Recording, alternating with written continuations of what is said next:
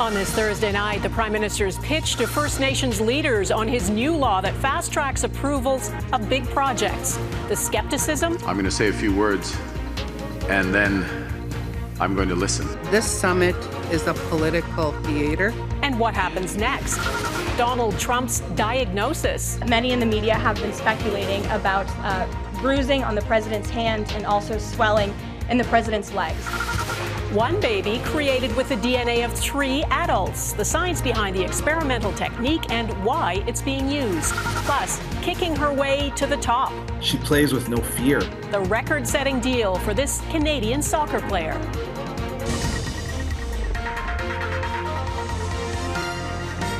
Global National with Donna Friesen. Good evening and thanks for joining us. We begin tonight in Gatineau, Quebec, where Prime Minister Mark Carney spent the day with hundreds of First Nations leaders. He is promising his signature piece of legislation, Bill C-5, will create prosperity for everyone in Canada, including them, by fast-tracking major resource and infrastructure projects. We are here to listen, and we are starting as we mean to go forward, by listening, engaging, working together.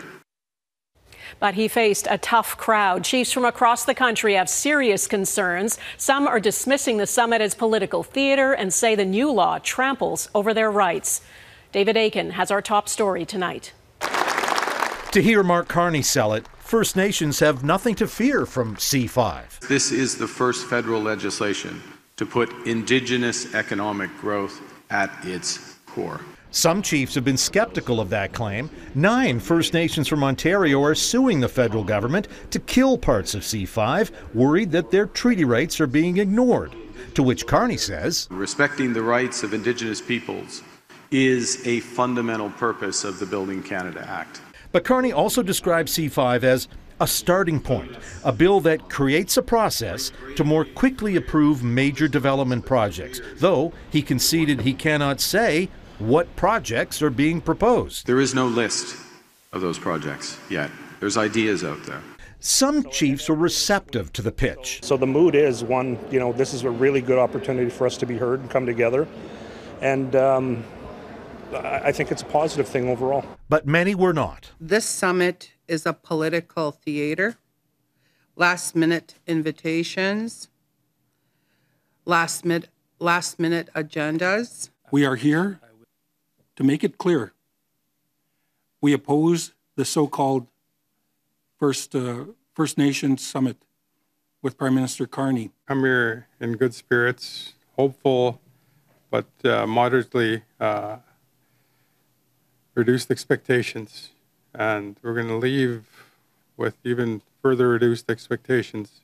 Up next, more consultations. Today's summit was with First Nations leaders, now to repeat the process with Métis and Inuit leaders. And after that, several rounds of regional Crown Indigenous consultations. And then after all those meetings, the idea is to put together a list of major projects that have the backing of Ottawa and enough Indigenous and provincial leaders that it might be time to start talking about putting some shovels in the ground. Donna. Okay, David Akin in Gatineau, Quebec. Thanks, David. There are calls for an investigation into a multi-million-dollar federal program meant to help Canadians seriously and permanently injured by vaccines. The Vaccine Injury Support Program was created by the Liberal government during the pandemic to provide financial support to those who are hurt. But many who have turned to the program say they've been waiting for months, sometimes years, to get a response. Now, as Carolyn Jarvis reports, MPs are demanding an emergency meeting to get to the bottom of it. It's absolutely ridiculous. It's a slap in the face to every Canadian taxpayer. The Vice Chair of the Federal Health Committee, Dan Mazur, is asking for an investigation into the Vaccine Injury Support Program. After Global News exposed allegations, the program is not providing the fair and timely access to financial help it promised.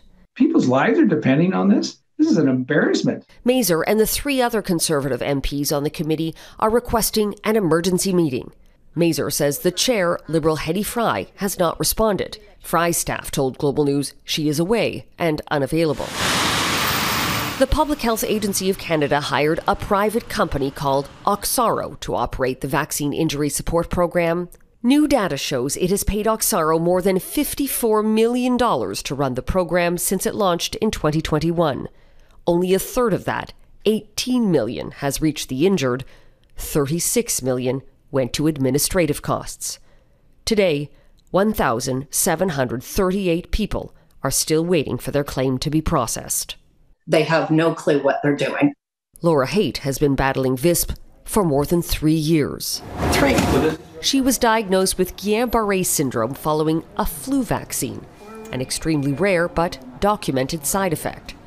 I thought this group would be actually, in my corner and advocating for me. Instead, I felt like I was an annoyance. Her claim was denied, the medical board stating an infection was more likely to have caused the condition. She is appealing with the support of her doctor, who argues otherwise. Meantime, she's out more than $70,000 with no timeline for when her case may be decided. Good. The Guillain-Barré Syndrome Foundation says the program needs to be overhauled. When a GBS patient finds themselves in the ICU, they need support, financial support and other supports within days or weeks, not months or years. I think you've forgotten that there are people at the end of this line who have been damaged. We again asked the federal health minister, Marjorie Michel, for an interview, but her team declined, saying they're working on it but wouldn't explain what that means. Meanwhile, Oxaro, the company which runs the program, says it has adapted to meet higher than expected volumes. And as for the money, it says its invoices are all approved by the Public Health Agency of Canada. Donna? Carolyn Jarvis, thanks.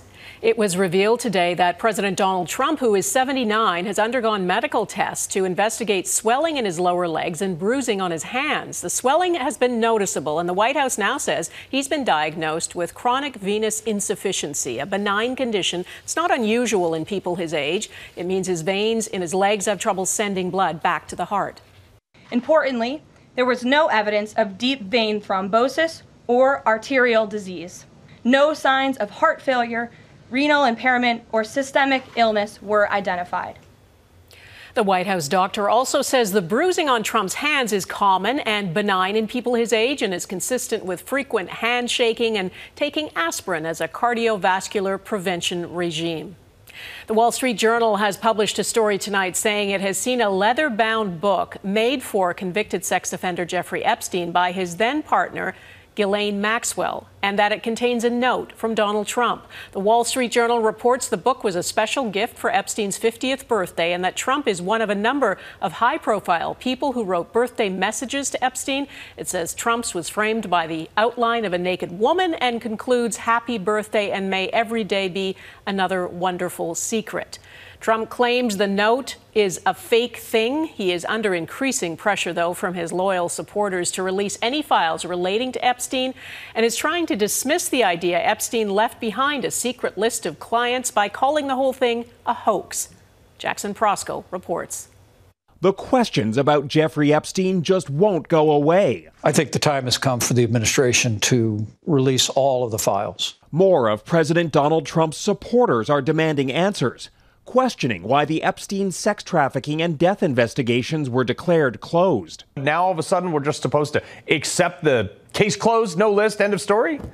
Kind of lends to the theory that there's more to the story. Trump himself fueled the conspiracy theories about a secret client list. Epstein had an island, so you have to ask, did Bill Clinton go to the island? Now he claims there's nothing there. I know it's a hoax. It's started by Democrats. Late Wednesday, the Justice Department abruptly removed Maureen Comey, the lead prosecutor on the Epstein case. In a farewell note, Comey, the daughter of former FBI Director James Comey, said she was fired without reason. The White House is in damage control mode. So the president has been transparent. He has followed through on his promises to the American people. On Capitol Hill, Democrats are demanding the release of any and all information. Join me in demanding the Department of Justice release the Epstein files. Republicans have blocked the move at every turn. This is nothing more than just political theater trying to go after a president that they truly despise. It's a perilous moment for Trump, whose supporters expect the bombshell revelations they were promised. And so the voters you relied on, sold that bill of goods to and relying on, realize You're lying to him the whole time. Though Trump has said he welcomes the release of any credible information, the White House is clear he does not believe a special prosecutor should be assigned to dive deeper into the case. Jackson Proskow, Global News, Washington. The only Catholic church in Gaza has been hit by Israeli tank fire, killing 3 people and injuring the parish priest, the same priest who used to receive daily phone calls from the late Pope Francis. He had been offering the church as a place of sanctuary to civilians of all faiths after the church says their homes, possessions, and dignity had already been stripped away. Israel's army, which has reduced much of Gaza to rubble and killed tens of thousands of Palestinians, issued a rare apology today, blaming stray ammunition. Redmond Shannon reports. The cross on top of Gaza's Holy Family Church still stands, despite the clear damage around it. Among the injured, Father Gabriele Romanelli, attempting to comfort the more severely wounded. The dead include a 69-year-old who was sheltering at the church compound. And those mourned in the nearby Greek Orthodox Church, the 60-year-old janitor at Holy Family Parish and 84-year-old Fumaya Ayad, who was receiving mental health support from a Catholic charity. This is a photo of her receiving communion, posted online by Father Romanelli just hours before the incident. Hoy tuvimos un montón de bombardeos toda la noche, a la mañana también. He had also recorded this video on Wednesday, saying there had been many bombings near the church through the night and morning. In a statement from the Vatican, Pope Leo said, "I am deeply saddened to learn of the loss of life and injury caused by the military attack on the Holy Family Catholic Church. I renew my call for an immediate ceasefire. Only dialogue and reconciliation can ensure enduring peace." The late Pope Francis spoke with Father Romanelli, a fellow Argentinian, almost every night during the war. The office of Israeli Prime Minister Benjamin Netanyahu says Israel is investigating and that it deeply regrets that a stray ammunition hit the church, adding that Israel is committed to protecting civilians and holy sites. This eyewitness said the attack came without warning and that Israel's apology is meaningless to the victims. Holy Family is the only Catholic church in Gaza, used for shelter by both Christians and Muslims. The Patriarchate or Diocese of Jerusalem condemned the deaths, but stressed the tragedy is no greater than any other in Gaza. Redmond Shannon, Global News, London. The birth of a groundbreaking procedure coming up while UK scientists have created babies using the DNA of 3 people.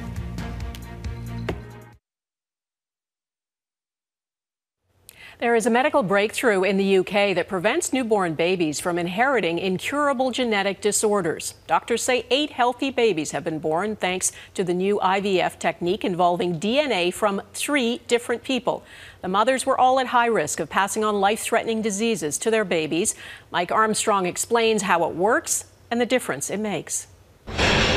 When Liz Curtis delivered her 3rd daughter, everything was fine at first. But then at 7 weeks old, Lily started having seizures. She would stop breathing and just sort of stare into space. And then we had the situation where she had 2 cardiac arrests. Lily was diagnosed with mitochondrial disease, a rare genetic disorder. She never made it to her 1st birthday. But the charity created by her parents in her name funded research that could end the disease. Scientists have helped 8 families at high risk deliver 8 healthy babies. What we've shown is that at each of the stages thus far, the babies are developing normally. The issue is with the part of human cells that produce energy, the mitochondria up in the top left. In about 1 in 5,000 babies, the DNA in that part of the cell has a mutation and it runs out of energy. Defects in this DNA can cause terrible disorders that frequently result in death. And there's no good way of treating them. The group's work was published Wednesday in the New England Journal of Medicine. Under the procedure, the genetic material from an at-risk mother's fertilized egg is removed. The genetic material is then removed from a donor's egg, one with healthy mitochondria, and then the original mother's genetic material is put in. The mother then carries that egg to term. Critics have said the procedure produces 3 parent babies, but less than 1% of the baby's genes come from the donor egg. Basically, anything that dictates things like height or hair color comes from the 2 original parents. It is not legal in Canada currently. Now, there are restrictions in this country the advocacy group Mito Canada hopes to change. They were put in to prevent cloning, the group says, not to prevent a therapy. Mike Armstrong, Global News, Montreal. There is a landmark change coming to voting rights in the UK. The government plans to allow 16 and 17-year-olds to vote in general elections, which will give the UK one of the world's lowest voting ages. The government says it will boost public trust in democracy. Critics, though, say it's an attempt to tilt the electoral playing field. Teenagers are seen as more likely to support the centre-left Labour Party. There are roughly 1.6 million 16 and 17-year-olds in the UK. Airing grievances ahead, the mixed emotions as Alberta's Premier faces supporters and critics at provincial town halls.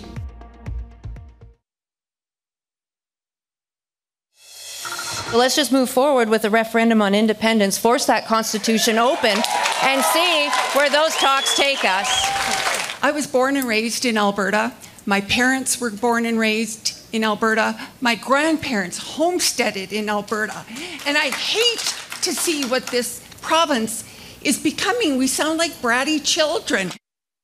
Alberta's Premier asked for feedback, and she is getting it. Danielle Smith held the first of her promised town hall meetings this week, a chance, she says, to give Albertans a direct say in how to assert Alberta sovereignty. And as Heather Urichs West reports, she is getting an earful. Alberta's biggest threat to our prosperity and growth has come from our own nation's capital. Alberta has an Ottawa problem. But 2 stops into a 10-city tour, the Alberta Next panel may be becoming a problem of its own, with claims the Premier is stacking the deck against the federal government before hearing from Albertans. We're asked, Ottawa sucks, Ottawa's awful, Ottawa's terrible.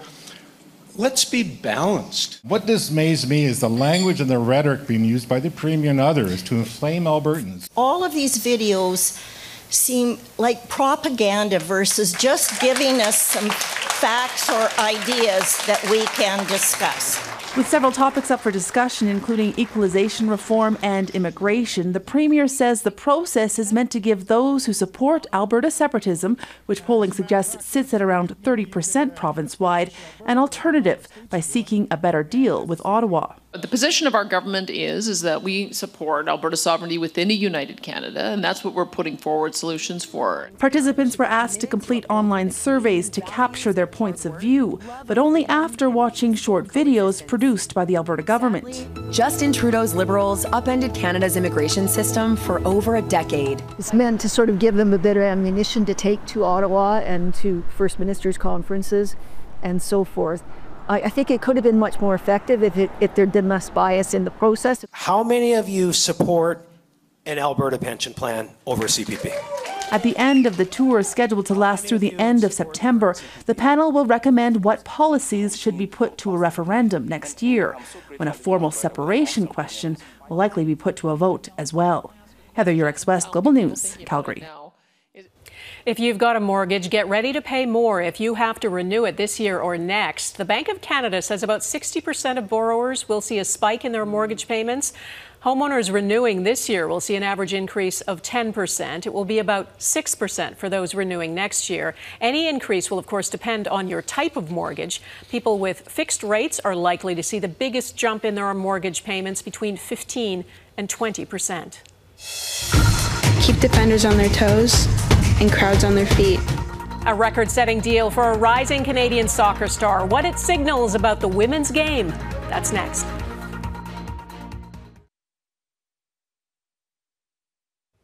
A young Canadian star is breaking records in women's soccer. Arsenal, one of the UK's most successful clubs, has paid £1 million, or $1.8 million Canadian, to secure the rights to Ontario's Olivia Smith.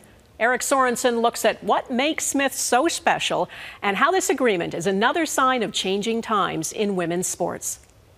From Whitby, Ontario, and just 20 years old, Olivia Smith is not a household name in Canada, but the largest transfer contract ever in women's football made headlines in soccer-crazed Britain. The first £1 million player in the women's game. Arsenal, already the European champions, wasted no time producing a promo featuring Olivia. Keep defenders on their toes and crowds on their feet. Ever since I was young, I just want to find new ways to grow, learn from different coaches, learn from different teammates, and I just felt like now is the right time, and it's always been my dream to play for a club like Arsenal. Smith has been a standout since growing up, playing on elite teams in the Toronto area. She brings power, pace, athleticism, balance, good decision-making. She plays with no fear. It's hard to keep up with Smith's meteoric rise. Canada's national team at just 15. She played at Penn State, jumped to the pros in Portugal, and soon signed on with Liverpool. And then came Arsenal, the coach declaring impressed by her mentality and character, excelling in 2 European leagues at such a young age. Canadian women's soccer has advanced by leaps and bounds with a new Northern Super League now underway and young stars following in the footsteps of the trailblazers before them. This is what Christine Sinclair inspired. This is what she produced, players like Olivia Smith. And so I think Christine Sinclair's legacy is untouched and unmatched, but I think Olivia Smith is writing her own legacy. Hey Gooners, I'm excited to officially be an Arsenal player. Not a household name yet, but Olivia Smith is a rising star in a growing sport, an inspiration for the next generation, and still young enough to be the future of the game. Express yourself. Eric Sorensen, Global News, Toronto. Wow, that is Global National for this Thursday. I'm Donna Friesen. We leave you tonight with some ideas for your summer bucket list. 86 national, provincial, and territorial museums have been added to places Canadian families can visit for free or for a fraction of the usual cost until September 2nd. It's part of the federal government's Canada Strong Pass, helping people stay local this summer. And the list includes the Canadian War Museum, Canada's Aviation and Space Museum, and the dinosaur display at the Royal Ontario Museum. So get out and enjoy, and thanks for watching. Bye-bye.